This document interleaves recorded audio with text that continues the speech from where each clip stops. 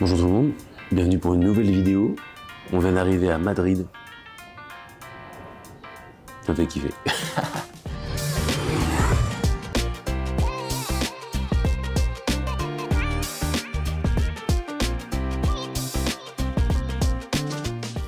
Je suis parti à Madrid pour une seule et même raison, c'est que demain, je vais voir la KC, donc la Carmine Corp, jouer un match au Master de Madrid à Valorant. Enfin, ils jouent à Valorant et tout. Et donc du coup, je suis parti une journée plus tôt parce que déjà, c'était moins cher. Et là, je suis déjà arrivé, je suis dans l'aéroport de Madrid. Je vous ai pas fait de plan avant parce je suis parti de chez moi à 5h du matin et le temps d'arriver à l'aéroport et tout, il y avait pas mal. On a eu 1h20 de vol, donc c'était assez cool. J'ai rien prévu, je vais tout faire au feeling, c'est ça qui est plutôt cool. Et j'espère que ça va vous plaire, c'est un petit vlog tranquille. Mais concentrons-nous pour notre petite journée. C'est parti, une journée à Madrid, vlog avec Studio Barbe. Bon, eh bien, je viens d'arriver dans le métro. C'est vide, hein. Il n'y a vraiment personne, on part de l'aéroport. Donc il n'y a personne. Et j'ai trouvé la première destination. Je me suis posé un petit peu dans l'aéroport, le temps de faire la caméra, tout ça. Et ben on va partir pour le stade du Real de Madrid. Je ne sais plus comment il s'appelle, mais on va partir pour le visiter parce que je crois que c'est possible de le visiter aux alentours de 9h30, 10h. Il n'y a vraiment personne. Hein. Je vous montre. Hein.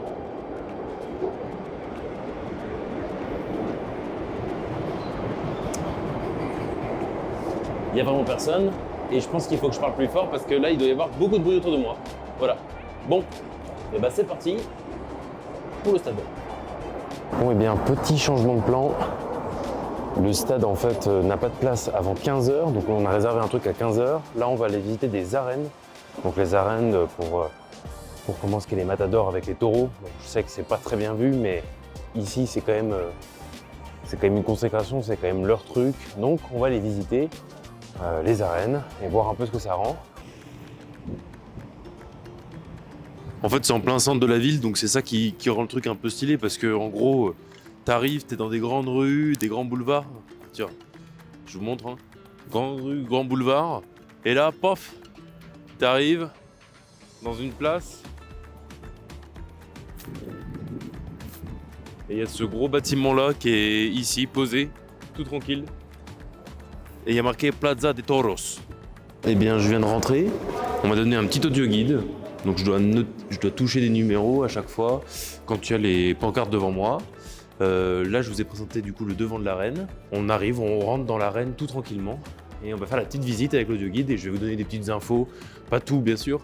Comme ça, si vous voulez aller le visiter, bien sûr, vous aurez des petites surprises historiques, on va dire. Mais là, voilà, on arrive dans l'arène. Plusieurs styles de matador, donc pour devenir matador, il faut faire plusieurs combats avant.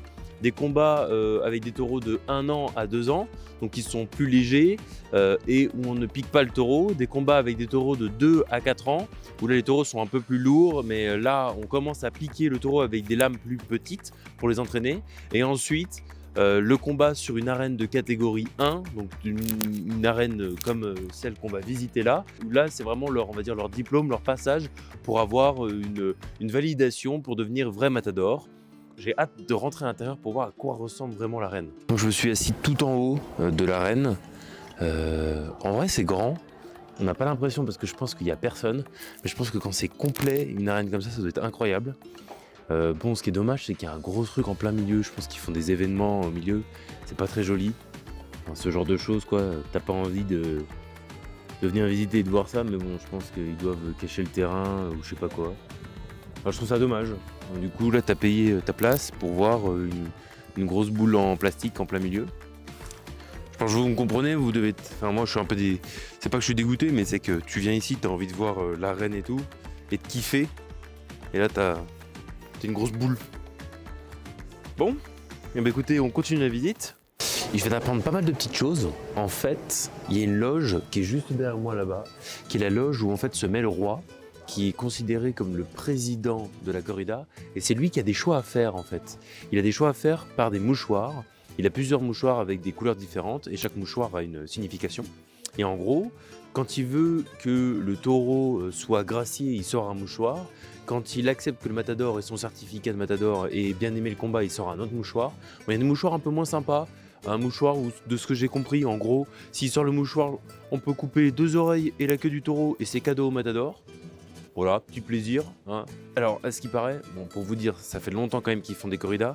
Il y a un seul taureau dans cette arène qui a été gracié. Un seul, et c'était il y a super longtemps. Voilà, bon.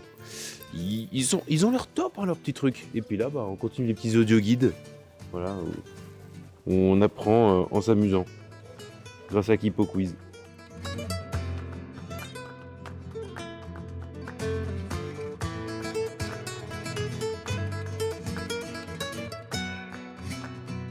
À la fin de la visite, il te faut faire une petite photo et tout, sur un fond vert et tout, c'est très marrant. Je vais vous montrer ça tout de suite. Bon, il y a un peu de travaux. Je sais pas où je vais me mettre, mais je vais vous montrer ça. J'ai fait une petite photo et tout. Et puis après, casque de réalité virtuelle pour regarder Las Ventas avec le sol de l'arène, de la terre, enfin quelque chose qui est joli. Parce que là, c'était pas très joli avec le gros truc en plein milieu. Et c'était beaucoup plus sympa en réalité virtuelle qu'en réel. Mais bon, voilà. En tout cas, je vous montre la photo tout de suite. Moi, cette photo magnifique. Regardez à quoi je ressemble, regarde là. Eh ouais, un vrai torero et non matador, car matador, c'est quand on a la certification. Et c'est ce que j'ai compris après en parlant avec la dame. Du coup, je lui ai dit, est-ce que je suis un vrai matador? Maintenant, elle me dit, ah non, vous êtes un torero, vous n'avez pas encore été validé matador. Donc voilà, je suis un matador bientôt. En tout cas, petite photo, c'était très marrant, c'était très sympa. Donc c'est parti pour la suite, je ne sais même pas où je vais aller. Donc écoutez, je vous laisse la surprise. Et moi, ça me fera la surprise maintenant. Voilà, ciao. La suite était simple, c'était de m'arrêter dans un petit restaurant qui s'appelait La Mafia. Alors c'est un restaurant qui est espagnol et italien, ce qui était assez sympa. J'ai commencé par une petite entrée plutôt espagnole avec des tapas de sardines, donc très très bon, très quali. J'ai ensuite pris une pizza, elle, avec du jambon ibérique par-dessus, donc le mélange italien-espagnol, et la petite gourmandise de vin, une panna cotta très simple. Et je viens de sortir du restaurant qui est juste là-bas. C'était très bon, comme vous avez pu le voir, je me suis fait une petite voix off parce que je pouvais pas trop parler dans le restaurant, c'était un peu plus compliqué. Donc du coup, là, on va se rendre au stade Bernabéu. J'ai à peu près une dizaine de minutes de marche, c'est à 15h, donc je vais y aller. Il est là, enfin.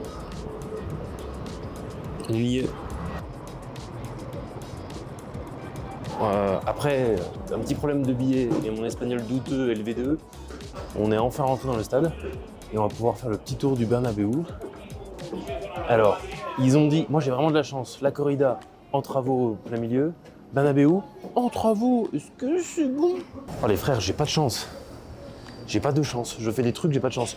Mon billet, j'ai demandé à une agence un billet pour aujourd'hui. Ils me l'ont envoyé, ils me l'ont daté à demain. J'aurais demandé de l'annulation, ils m'ont dit c'est pas possible. Super. Donc j'ai dû racheter un billet. Ça fait plaisir. Pour le même prix, c'est 25 € à peu près. Donc ça fait quand même 50 € la visite. Donc on va bien. On espère qu'il y a Cristiano Ronaldo qui n'est plus là, mais on espère qu'il est revenu au cas où. Première chose qu'on voit tout de suite, le trophée de la Ligue des Champions.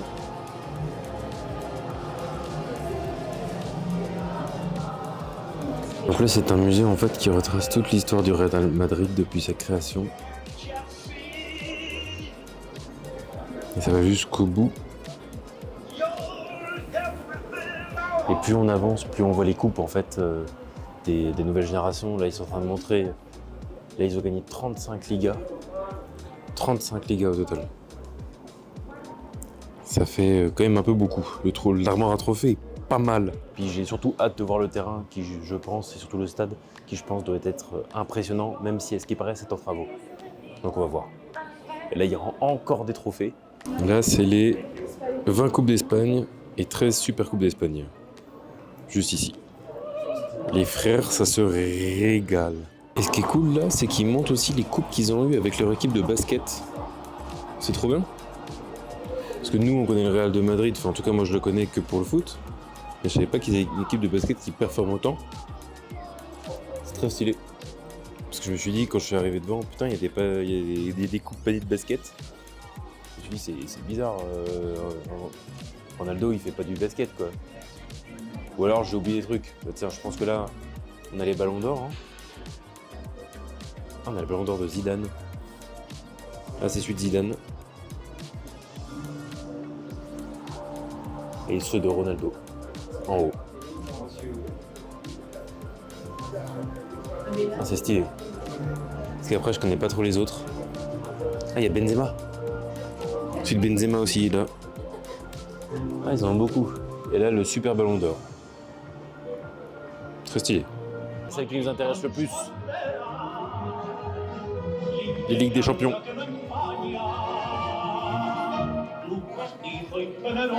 Je crois que c'est les Coupes Ligue des Champions, ça. Ah ouais. Et il y en a beaucoup. Bon, je pense que c'est le moment que tout le monde attend. C'est très stylé, hein. Parce que là, c'est vide, c'est déjà stylé. J'imagine pas quand il doit y avoir tout le monde là qui crie en même temps sur un but. Alors oui, il n'y a pas de terrain. On voit que les bordures, en gros. Mais ça fout quand même une claque.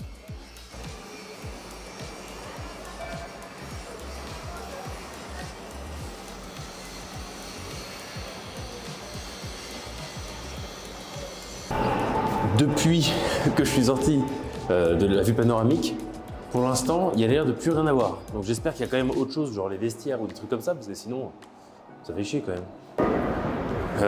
J'ai arrêté de filmer parce qu'il y avait un gars de la sécu qui me demandait pourquoi je filmais. Bah pour garder un souvenir, mon gars. Non, je prends des infos pour mon stade. On va faire un stade Studio Barbe Corp sur Lyon si vous êtes chaud. En tout cas, très cool d'avoir vu le stade. J'espère que là, la visite continue, qu'il va y avoir autre chose à regarder. Comme je vous ai dit, j'aimerais bien voir quand même les vestiaires, voir d'autres choses, voir les maillots, des trucs comme ça. Parce que pour l'instant, on a vu que les coupes, que un peu l'infrastructure du stade et le stade en lui-même. Mais bon, il n'y avait pas de pelouse. Je viens de sortir du stade. Comme je le sentais et le pressentais, la suite de la visite était la boutique.